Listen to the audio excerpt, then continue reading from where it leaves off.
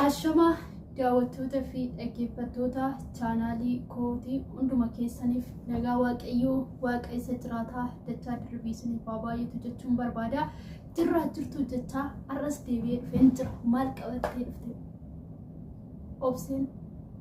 jechuun keessaniin oolu. Isa duratti garuu chaanaala kiyyaaf haaraa warra taatan like, share, subscribe gochuudhaan na bira dhaabbadhaa. Na jajjabeessaa isiniin jechuu jaaladhaa. Warroonni maatii koo taatan galatoomaa eebbifamaa isiniin jedha. Warroonni maatii koo ta'an immoo gara kootti makamuudhaaf like gochuudhaan, share gochuudhaan, subscribe godhaatii gara maatii kootti dabalamaa isiniin jechuun barbaada. Na jajjabeessaa isiniin jechuu jaaladhaa. Egaa har'a maal qabattee dhufte obseen jechuun keessan oolu. Wantuma baay'ee na ajaa'ibe tokko qabadhee dhufe jechuudha. Innis maal yoo jettanii akkuma tambilanii koo irratti argitanii bara akkamii keessa akka jiru oh my god anu beekuuf dhugaa rabbiiti. Bara amma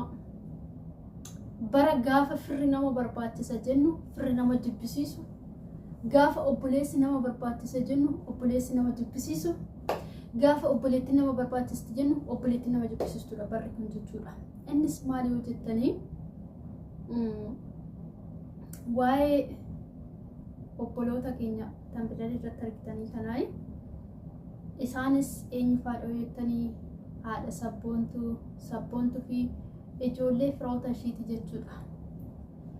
Gaafa haadha sabboontuu ilaalu baay'ee natti dhagahama dhugaa rabbi. Baay'ee gaafa namimmaa ishii ilaalu, gaafa ishiin yoo kaffaamtu yoo boochu ilaalu baay'ee tokko keessi koo garaa na nyaata. Maaliif yoo jettanii dubartiin kun akkuma nama kamiyyuu nan hojjeta jettee nan jijjiirama jettee biyyaa baatee asitti jireenya ishii qabattee jireenya sanis erga qabatteen boodatti immoo tidaarii argattee tidaarii ishiitiin irratti firee ijoollee ishii argatte jechuudha. Haa ta'u malee abbaan manaa ishii akkuma karaa jireenyi biyya lafaa kun kan wanti ishiin guutuun jiru jireenya jijjiiradhee gaafa gara Suudii deemu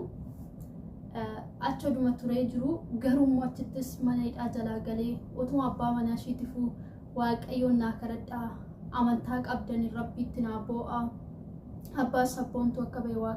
akka ba'uuf waaqayyoon naa kadhadhaa jettee ijoollee amantaa musliimas ijoolleen amantaa kiristaanas amantii qabdaniin waaquma naa kadhadhaa jettee otoo wattu naa ajaa'iba dhugaa rabbii. Fira ofitti qabuun dhugaa alagaa ofitti qabu wayya dhiifama naa godhaa malee firarra alagaa wayya harka lama. Alagaan kabaja namaa kenneetti siraata fi dheera isaa eegee jiraachuu danda'a. Firri garuu jiraachuu hin danda'u. Maaliif akkasitti hubsee jechuun keessan oolu warra argitanis argitanii warra hin argines immoo dhugaa baay'ee namatti ulfaata. Maaliif hojjettanii gaafa fiixaan kara ishii dhufu fiixaa ofitti qabdee wagana argadhee fira argadhee mucaan kun mucaa obboleettii kiyyaatii firri kafanaa fira argadhe jettee gammaddee simatte jechuudha sabboontuu. Gaafa fudhattu fiixaan akkuma jedhee jaalalleen qabaa jaalalleen kiyya garuu harka warra seeraa kattaftee dhaqinaa fuudhi jennaan dubartii waan taate kobaashii fuudhuu gaafa dadhabdu Sa'iitiin kadhattee Sa'iid wajjin dhaqanii micoosaaf baasoo dhaqan didan itti deddeebitee gaafattee micoosan harkaa baasaniif ishii baase jaalallee isaa biraan gahe gammanneef nus koomentii jalatti baga gammadde jenneen haati sabboonturree gammadde sabboonturree gammadde micoosa wajjin otuma jiranuu fiixan achumatti miciittidhaan wallollaan ishiin baate baananis namaan biraa jaalate micooma warra haadha sabboontuu turte caaltuu sadii jaalate caaltuu sanii jecha haati sabboontuus dura gizee caaltuu sun badde amma ishiin dararamte amma ishiin booche amma ishiin rakkatte argine. Kana hunda gochaa kana hunda irratti raawwataniitu fiixan ishiin kafana kiyyaa wagana kiyyaa baganaa dhufee nama biraa qabaachuun qoricha jettee simatte sun akkanatti gadi ishii qusachuudha amma. Akka micoon manaa baatu godhee har'a garuu firaa jettee ilmoo ishii dhabde dhugaa har'a ishiin dhugaa miidiyaa irratti ol baatee gochuu kana ani baay'een gaddaaf baay'ee na gaddisiiste. Maaliif lakkaa firrii kan jedhanii amma kana nama jibbisiisaan jedhu ani fira garuu namni tokko miti garuu haati sabboontuu baay'ee na nyaatti wanna feestoo arra sabboontuu biraa dhabde micooshii takkitti micooshii ishiin akka obboleettittis akka haadhattis akka abbaattis laaltee ittobsitu biraa dhabde kan hunda kan fide balaa firashiiti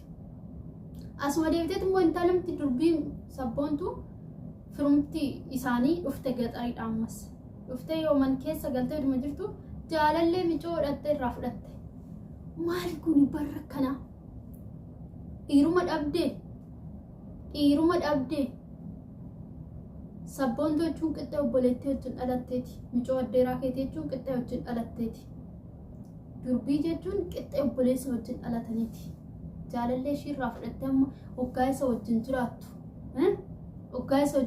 mataan kee akkam yaada har'a ishii micoo san manaasinii baate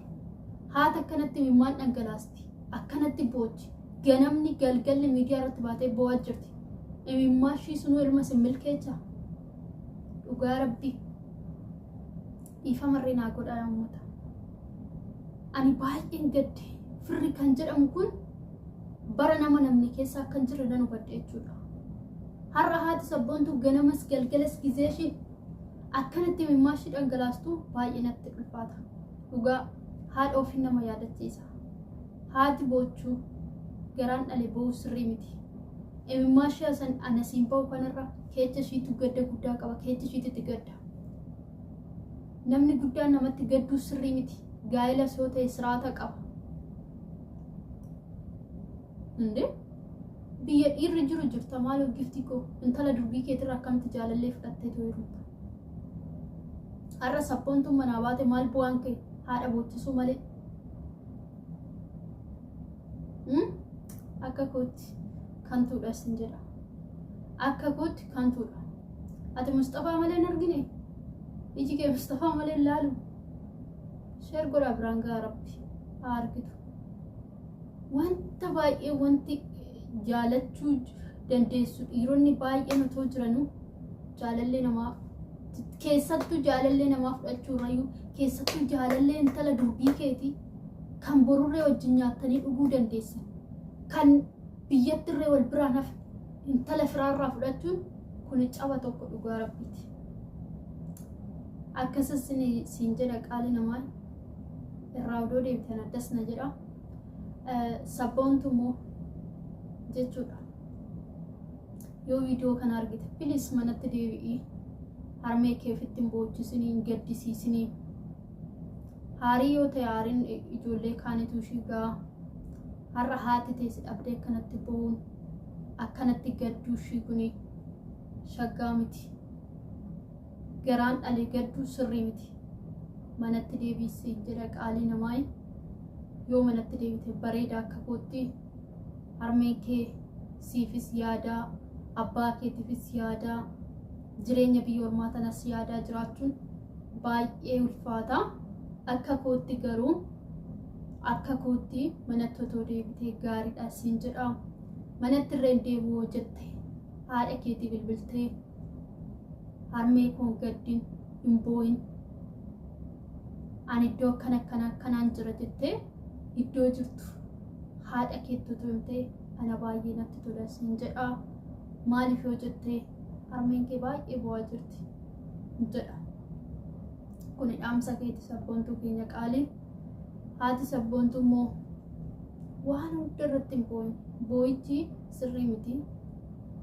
ijoollee firoota keetii warra siin taane kana ofirraa yaasi